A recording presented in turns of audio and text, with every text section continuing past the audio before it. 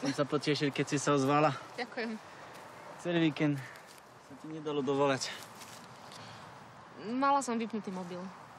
Pokazuje sa? Nie, ja som ho vypla. Nechcela som, aby sa mi niekto dovolal, alebo aby mi niekto písal. Stalo sa niečo? A nie, všetko je v poriadku. Prečo? No som raz niekde čítal, že ľudia sa pozrú na mobil každý 7 minút a ty si nebola zvedavá 3 dní. Tak sa niečo muselo stať. Bola som mimo Slovenska. Sama? S Marcelom. Ako vieš? Mohla si byť ešte s mamou alebo so synom, ale to by si nemala vypnúť mobil. Mohla som byť aj so sestrou.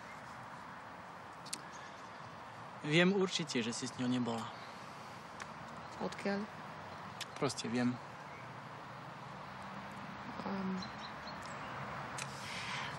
Frederik, sme kamaráti. A môžeme si hovoriť všetko. Sám si to navrhol. Presne tak. Cez víkend som bola s Marcelom v Prahe. A najprv som váhala, ale nakoniec som šla. Ja nechcem pre tebou nič tajiť. A skôr či neskôr by si sa to dozvedel, tak ti to radšej poviem ja. Po návrate som u neho prespala.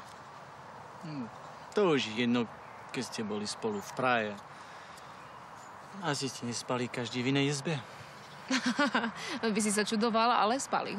Marcel bol veľmi milý. Ale tak ma domotal, že som u neho skončila, ani neviem ako.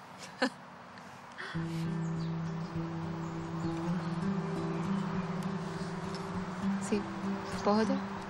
Jasné. Sme kamaráti. Tak sa ti tiež k čomu priznám. Počúvam. V sobotu bol som s Martinou na ronde. Preto viem určite, že si s ňou nebola.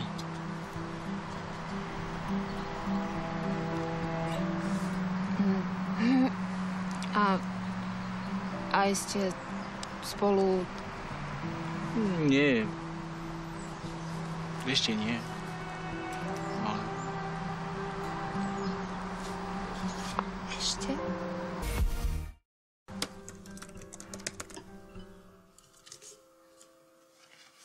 Pán Švehla? Áno.